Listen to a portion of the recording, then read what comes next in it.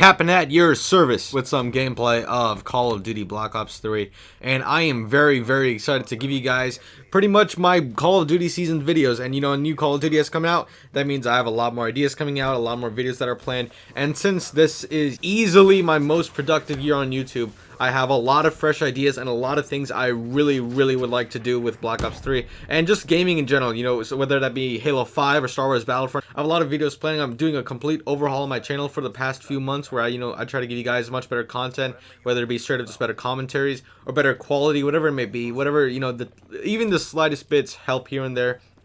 And ultimately, if it makes for a better video, then that is what I really want to do.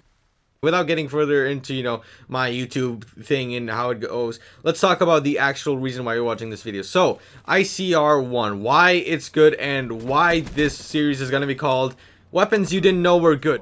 We're going to be doing a sort of weapon breakdown, and it's not going to be super in-depth, which is funny and ironic because Drifter has a series called In-Depth where he goes in detail with all these assault rifles, and there are a lot of people on YouTube that do weapon in-depth and details and all that.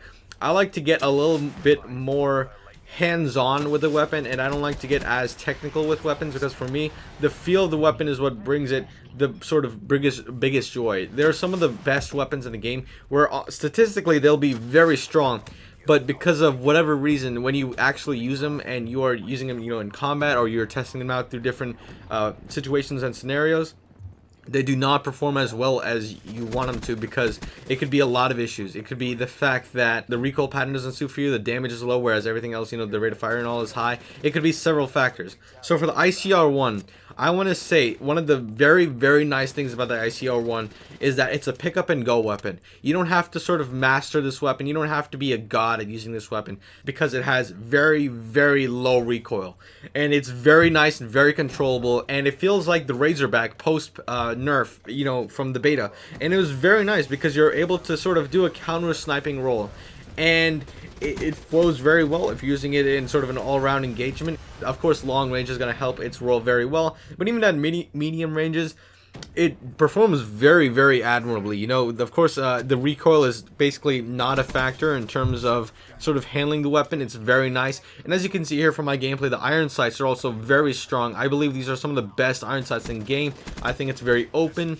The front post is very clear, and it has a nice indicator which lets you sort of contrast the sight with the weapon, that the enemy that you're staring down at and trying to shoot the crap out of.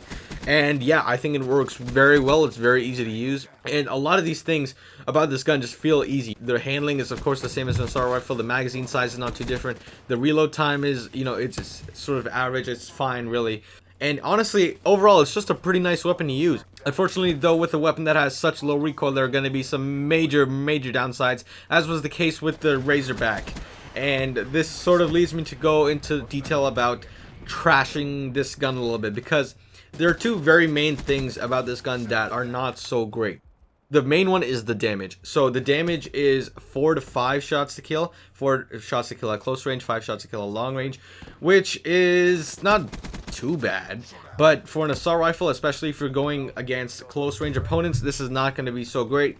And couple that with a low rate of fire, it's a little bit of a pain to get at closer ranges. Granted, the rate of fire is not too bad. It's about average. I would say probably, let's say 700 to 800 rounds. I'm not exactly sure. The detailed stats of this weapon are not up yet. But if you know, it doesn't feel fast, but it doesn't feel extremely god-awful slow. It is definitely a very balanced weapon in that regard. And honestly, the fact that it has low damage and the fact that it has sort of medium rate of fire should not be a huge issue, because the fact is that this gun has so low recoil that you're not going to be able to sort of drift off target way too easily. It's very easy for you to stay on target, and that means your time to kill, your effective time to kill, though initially slow statistically, the effective time to kill, where you are actually using this weapon, you're being shot at, your aim is off, you know, it's not going to be 100% perfect all the time like mine is, but it's going to be off from now and then, and you couple all these factors in, and your time to kill becomes pretty quick, and that's mainly due to the low recoil, the very nice iron sights of the gun, and it's just a very nice feeling, reliable gun to use, and I like that very much about the ICR-1.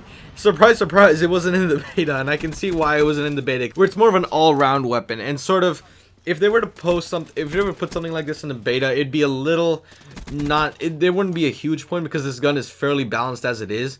And that leads me to go on and say that this gun pretty much reminds me exactly like the ACR. The name is basically ACR. They just changed the A to an I, and you know, ICR, ACR. And I really like it when Call of Duty has an ACR-esque gun in the game. I think it adds a very nice element of balance, and it's very nice for people to just who don't know the game that well to just pick up and use. This gun is unlocked at level 16, which is not too much. Really, it's pretty early in the overall prestige cycle.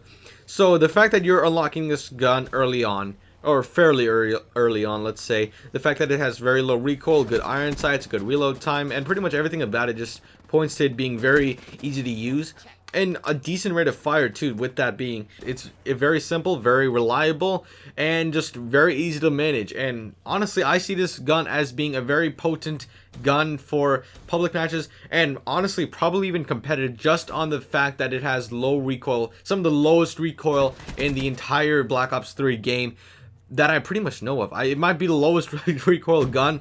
I would have to check on that, but as far as I can tell right now, this is the lowest recoil gun in Black Ops 3, and it works very well.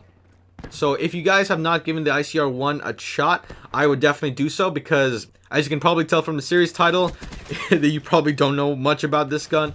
But yeah, it's fantastic, and I really recommend you guys use it. Guys, thank you all for watching. Subscribe to Give Me YouTube Money, and I will see you all in my many upcoming videos. Peace out.